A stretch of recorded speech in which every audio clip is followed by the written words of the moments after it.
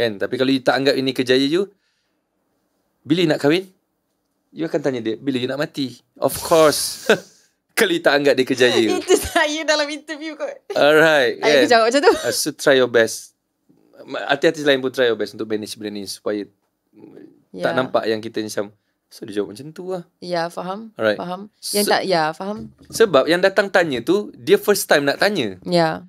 Yang ditanya tu, beribu-ribu time dah ditanya. So you kena tahu ini orang berbeza. Dia tak faham pernah tanya. Sebenarnya. Right. Idea yang bagus. Tetapi ada juga hari-hari you tengah sakit perut ke, you tengah putus ke, kan? Orang tanya pula soalan macam ni. I pernah kena my ex-girlfriend kahwin. Dan I shooting. Masa tu I tak cukup tidur. Malam I tidur lewat. So bangun I kena kerja pagi. Tapi I datang awal juga. So I duduk kat set tu. Tidur dalam kereta sekejap, bangun, tukar-tukar baju, duduk kat set. Tengah tunggu kamera tengah set up. Tiba-tiba datang makcik tu.